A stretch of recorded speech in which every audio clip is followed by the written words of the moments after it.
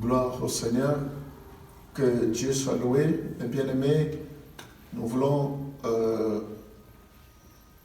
louer le Seigneur, bénir le Seigneur. Nous voulons lui rendre gloire pour cette matinée qu'il nous donne comme nous avons l'habitude de le faire. Nous allons prier. Seigneur, nous voulons te dire merci. Nous voulons te rendre gloire. Nous voulons te glorifier pour cette matinée. Nous prions pour ta parole que nous allons écouter, Seigneur. Nous nous en remettons entre tes mains.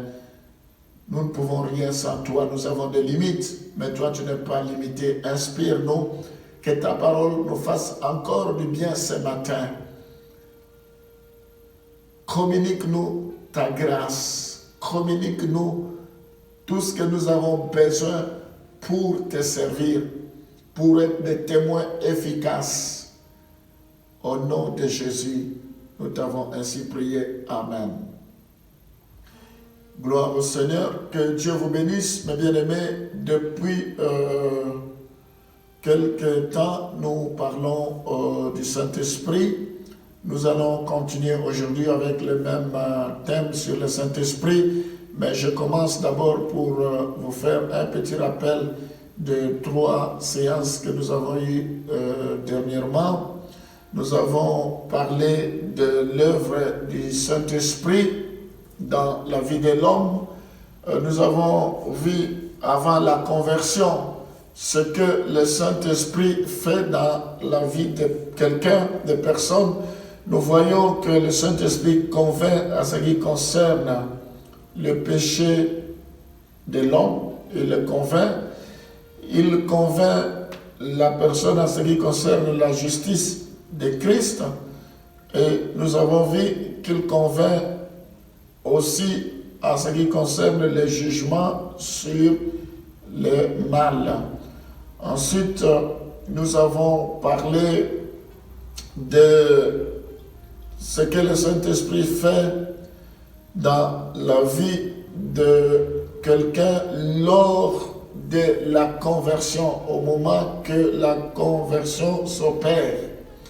Nous voyons que le Saint-Esprit opère la nouvelle naissance dans la vie de la personne.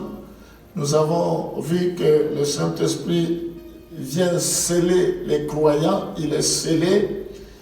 Et nous avons vu aussi que le Saint-Esprit rend témoignage à l'esprit du croyant, qu'il est enfant de Dieu. Enfin, nous avons parlé de l'œuvre du Saint-Esprit après la conversion. C'est ce que nous avons vu hier. Qu'est-ce que nous pouvons retenir de cela? Nous avons vu que le Saint-Esprit habite en permanence dans la vie des croyants. Ensuite, le Saint-Esprit les rend sensibles plutôt à l'amour de Dieu. Le Saint-Esprit lui révèle les vérités spirituelles. Nous avons vu que le Saint-Esprit transforme et sanctifie la personne qui a reçu Jésus-Christ dans sa vie. Nous avons vu que le Saint-Esprit dirige la personne dans sa marche chrétienne. Et enfin, nous avons vu que le Saint-Esprit rend capable cette personne d'être témoin. Le Saint-Esprit lui rend capable de pouvoir témoigner. Alors, ce matin, nous allons parler sur les fruits de l'Esprit et les dons de l'Esprit. Je vais parler des fruits de l'Esprit et je vais aussi parler des dons de l'Esprit. J'espère que le Saint-Esprit nous aidera à pouvoir gérer notre temps et je vais passer à l'essentiel, d'autant plus que nous n'avons qu'une demi-heure. Nous allons commencer par les fruits de l'Esprit.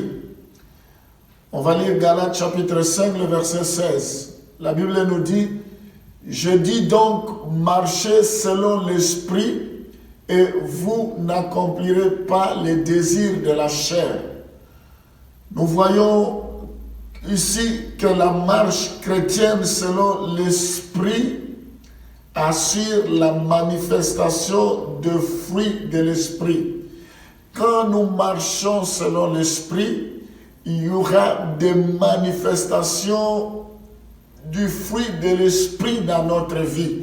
Ici, la Bible dit, ne marchez pas selon la chair et vous n'accomplirez pas les désirs de la chair. Si nous marchons selon l'esprit, il n'y aura que les manifestations de l'esprit de Dieu à nous, les manifestations de fruits de l'esprit. Alors, si nous avons les manifestations des œuvres de la chair à nous, ça veut dire que nous ne marchons pas selon l'esprit de Dieu. Une seule source ne peut pas avoir de l'eau douce et avoir de l'eau amère. Soit c'est de l'eau douce, soit c'est de l'eau amère. Il en est de même si nous marchons selon l'esprit, soit si nous marchons selon l'esprit, nous n'aurons que le fruit de l'esprit. Mais s'il y a les œuvres de la chair, nous devons nous poser des questions. C'est comme un seul arbre ne peut pas porter deux sortes de fruits différents. Nous allons lire Galates chapitre 5, le verset 22 à 23 pour voir ce fruit de l'esprit si nous marchons selon l'esprit. Mais le fruit de l'esprit, c'est l'amour, la joie, la paix, la patience, la bonté, la bénignité, la fidélité, la douceur, la tempérance. La loi n'est pas contre ces choses. Gloire au Seigneur. Alléluia. Oui, mes bien-aimés, on va remettre ce passage de Galates chapitre 5, le verset 22. Je vais vous expliquer. Nous voyons ici que tous les domaines de la vie sont ainsi concernés. Dans ce passage, nous voyons que tous les domaines de la vie sont concernés. Quels sont ces domaines? Il y a premièrement la relation avec Dieu.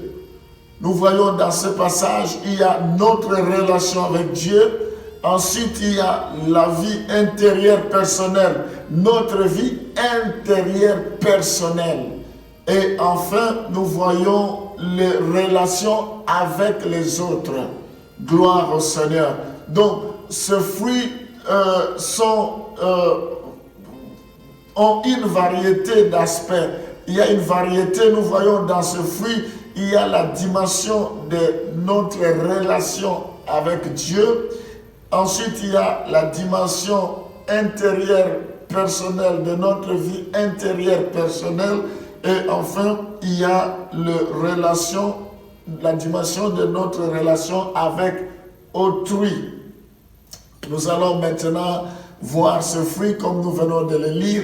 La Bible dit l'amour, le fruit de l'esprit, l'amour. Quand nous marchons par le Saint-Esprit, nous devons porter le fruit de l'amour. Est-ce que tu as réellement l'amour? Ça ne vient pas de nous, ça fait partie du fruit de l'esprit. Nous devons manifester l'amour, nous devons dégager l'amour. Nous ne devons jamais, comme je ne cesse de le dire depuis quelque temps, être en déficit de l'amour. Nous devons aimer encore et encore. Parce que nous les recevons gratuitement. Vous avez reçu gratuitement, donnez aussi gratuitement. Alléluia. Ensuite, il y a la joie de vivre, la joie de servir le Seigneur, la joie même dans les épreuves. Nous devons avoir la joie. Paul dit, réjouissez-vous dans le Seigneur. Je le répète, réjouissez-vous. Alléluia. Il y a des gens, depuis qu'ils servent le Seigneur, ils n'ont plus de joie. Le Seigneur n'est pas là pour nous ravir la joie. Il y en a qui servent Dieu toujours en pleurant. La Bible dit, réjouissez-vous, je le répète, réjouissez-vous dans le Seigneur. Le Dieu que nous servons, il s'appelle le Prince de paix. C'est lui qui nous donne la joie. Jésus a dit, je vous donne ma joie, je vous laisse la joie, je vous donne la paix. Mes bien-aimés, est-ce que nous avons la joie? Il n'y a rien qui peut ravir notre joie. Ce n'est pas des épreuves, ce n'est pas des difficultés. Nous pouvons perdre un être cher, mais ce n'est pas pour autant que nous n'aurons pas la joie. Oui, ça fait mal, ce n'est pas facile. Mais nous devons avoir la joie du Saint-Esprit. Gloire au Seigneur. La Bible nous parle de la patience. La patience. Alléluia. Nous voulons que les choses se passent automatiquement. Nous voulons maintenant et tout de suite. Dieu veut développer la patience. Des fois, certaines choses tardent parce que Dieu veut que nous soyons patients, que nous puissions cultiver la patience. Oui, mes bien-aimés, la patience, c'est le fruit de l'esprit. Nous devons être patients. Gloire au Seigneur, parce que Dieu fait chaque chose à son temps. Patient avant de nous marier. Le mariage viendra à son temps. Patient dans la résolution de nos problèmes. Patient dans les promesses de Dieu. Patient dans ce que Dieu nous a dit, même si nous avons le réma. Patient, nous devons être patients. Je vois le paralytique qui était à côté de la piscine de Bethesda. Il est resté 38 ans, si je ne me trompe pas. Il est resté quand même longtemps avant de vivre la gloire de Dieu. Il était patient. Abraham était patient. Est-ce que tu es patient? Alléluia. Mais bien-aimé, ce que Dieu a dit, il l'accomplira. La Bible dit, c'est une prophétie dont le temps est déjà fixé. Si elle tarde, attends-la, car elle s'accomplira certainement. Alléluia. Nous avons besoin de la patience dans toutes choses. La patience dans nos relations. La patience pour voir notre épouse se convertir, la patience pour voir notre mari se convertir, la patience avant de voir nos enfants se convertir, la patience dans toutes choses. Nous devons être patients. Gloire au Seigneur. Ensuite, la bonté. Dieu veut que nous soyons bons les uns envers les autres. La bienveillance. La foi qu'on appelle, ou la fidélité, si la Bible traduit la fidélité, c'est la foi, la douceur et la maîtrise de soi, la tempérance, la maîtrise de soi, la fidélité, alléluia. Nous devons avoir la douceur, nous devons avoir la tempérance. Oh, mes bien-aimés, nous avons beau dire que nous connaissons le Seigneur, nous sommes, quel que soit le nombre d'années que nous avons dans le Seigneur, mais si nous n'avons pas ces choses, ça doit nous questionner. C'est soit nous marchons par l'Esprit pour bénéficier de ces choses, soit nous marchons par la chair, et c'est le fruit de la chair qui se manifeste, la colère, la haine, la diffamation, la calomnie, l'envie, l'hypocrisie, le mensonge, toutes ces choses. Mais ici, nous devons laisser le fruit du Saint-Esprit abonder dans nos vies, parce que l'Esprit n'est pas contre ces choses, parce qu'il y a un combat qui se passe entre la chair et l'Esprit de Dieu, entre les œuvres de la chair et les œuvres de l'Esprit. Gloire au Seigneur. Ma prière est que le fruit de l'Esprit puisse abonder dans vos vies. Voilà ce que le Saint-Esprit fait dans nos vies. Il apporte le fruit de l'Esprit, un seul fruit avec plusieurs façades. Il y a le fruit de l'Esprit et ensuite il y a le don de l'Esprit. Et c'est ce que je disais tout à l'heure. Donc aujourd'hui je parle de le fruit de l'Esprit et les dons de l'Esprit. Je vais m'arrêter là. Nous allons, à ce qui concerne les dons de l'Esprit, nous allons lire 1 Corinthiens chapitre 12, le verset 12, 1 Corinthiens 12, le verset 4 à 7 plutôt. Il y a diversité des dons, mais le même esprit. Diversité des ministères, mais le même Seigneur. Diversité d'opérations, mais le même Dieu qui opère tout en tous. Or, à chacun, la manifestation de l'Esprit est donnée pour l'utilité commune. Gloire au Seigneur. Nous voyons dans ce passage que l'Esprit accorde aux croyants des dons spirituels qui sont des qualifications surnaturelles en vue du service dans le cadre du corps de Christ. Gloire au Seigneur et pour sa croissance. Je vais reprendre. Nous voyons que à travers ce passage que l'Esprit accorde aux croyants des dons spirituels.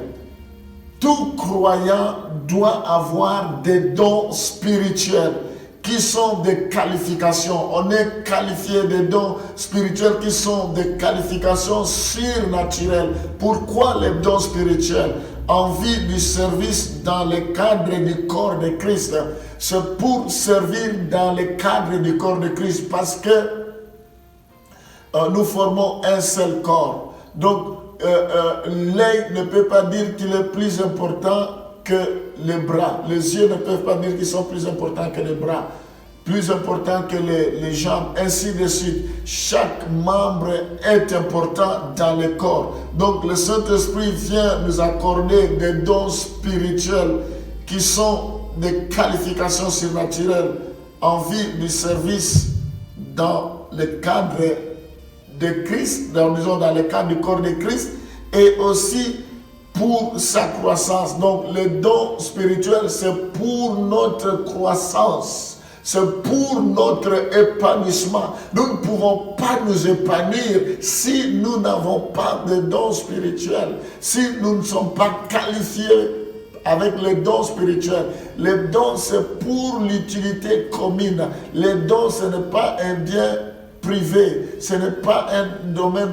ce n'est pas un bien privé, je voulais dire, mais nous devons les mettre au service des autres. C'est pour l'utilité commune. Voilà pourquoi ce que je voulais dire. Donc, c'est important que nous mettons au service des autres les dons que nous avons reçus. Nous voyons dans ce passage que nous avons lu de 1 Corinthiens 12, le verset 4 à 7, qu'il y a diversité de dons. C'est le même esprit. Il y a diversité de dons, diversité de ministères. C'est le même esprit, diversité d'opérations, mais le même Dieu qui opère tout dans tous.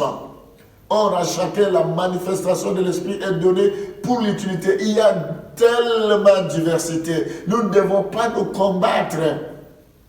Nous ne devons pas nous envier. Nous ne devons pas nous critiquer. Nous ne pouvons pas dire que nos dons sont beaucoup plus importants que l'autre. Non, chacun a sa grâce. Le Saint-Esprit donne à qui il veut, comme il veut, quand il veut. Ce que nous devons faire, c'est de nous rendre disponibles. C'est par rapport à notre intimité, c'est par rapport à notre relation, c'est par rapport à notre communion avec Dieu. Et nous ne devons pas sous-estimer d'autres personnes. Alléluia. Il y en a qui ont reçu un, d'autres ont reçu deux, d'autres ont reçu plus, ainsi de suite. Gloire au Seigneur. Nous devons comprendre que nous avons besoin de développer notre intimité avec le Saint-Esprit pour recevoir des dons, pour que nous recevons le ministère. Alors si nous négligeons le Saint-Esprit, mais qui va nous équiper? Qui va nous oindre? Qui va nous communiquer l'onction, la puissance, les dons spirituels? Gloire au Seigneur. Voilà, il faut que nous laissons le Saint-Esprit mouvoir. La Bible dit quand le monde avait été créé, le Saint-Esprit mouvait sur les eaux. Il faut que le Saint-Esprit puisse agir dans nos vies. Gloire au Seigneur. Les dons de vision, paroles de connaissance, les dons de foi, les dons d'opérer les miracles, les dons de guérison. Alléluia. Oh, que Dieu soit loué pour tous ces dons. Nous allons lire 1 Corinthiens chapitre 12, les versets 11 à 12. 1 Corinthiens 12, le verset 11 à 12. Un seul et même esprit opère toutes ces choses, le distribuant à chacun en particulier comme il veut. Car comme le corps est un et a plusieurs membres, et comme tous les membres du corps, malgré leur nombre, ne forment qu'un seul corps, ainsi en est-il de Christ. Gloire au Seigneur. Il n'y a qu'un seul corps et plusieurs membres. Et aucun membre ne peut dire qu'il est plus important qu'un autre. Nous devons bannir l'orgueil. Tous ne sont pas prophètes, tous ne sont pas apôtres, tous ne sont pas docteurs, tous ne sont pas évangélistes, tous ne sont pas pasteurs. Chacun a reçu quelque chose selon la grâce de Dieu. Voilà, mes bien-aimés, nous devons comprendre que l'œuvre de Dieu a besoin de milliers de gens, a besoin de tout le monde. Tout le monde est important, quel que soit ce que nous pouvons faire selon la grâce que nous avons reçue, c'est important. Et Dieu va nous rémunérer, il va nous récompenser. Gloire au Seigneur. Nous devons faire attention à l'orgueil. Nous ne devons pas croire que nos dons sont beaucoup plus importants que les dons des autres. Non, non, c'est faux. C'est selon la mesure de la grâce que Dieu donne à tout un chacun. Que Dieu soit loué. Nous allons lire Romains chapitre 12, le verset 6. Puisque nous avons des dons différents selon la grâce qui nous a été accordée, que celui qui a le don de prophétie l'exerce selon l'analogie de la foi. Mais ici, c'est la partie A qui nous intéresse. Je vais reprendre juste la partie A. Puisque nous avons des dons différents selon la grâce qui nous a été accordée, selon la grâce qui nous a été accordée, nous avons des dons différents selon la grâce qui nous a été accordée. C'est par la grâce. Je ne fournis aucun effort. Tu n'as fourni aucun effort. La grâce, c'est une faveur imméritée. Il a plu au Seigneur dans son conseil quand il décidait pour te choisir, pour me choisir, personne n'y était. Pour nous communiquer tel ou tel don, personne n'y était. Donc c'est par la grâce. Mais notre problème, c'est d'aspirer au don le meilleur. Nous devons aspirer. La Bible dit, venez à moi, vous tous qui avez soif. Venez boire sans acheter. Nous devons aspirer, nous devons chercher la faveur, la grâce de Dieu, entrer en profondeur. Gloire au Seigneur. Nous allons lire un dernier passage parce que le temps nous fait défaut dans Actes des Apôtres chapitre 18, les versets 24 à 28. Actes des Apôtres 18, les versets 24 à 28. Un juif nommé Apollos, originaire d'Alexandrie, homme éloquent et versé dans les Écritures, vint à Éphèse. Il était instruit dans la voie du Seigneur et fervent d'esprit, il annonçait et enseignait avec exactitude ce qui concerne Jésus, bien qu'il ne connût que le baptême de Jean. C'est jusqu'au verset 28.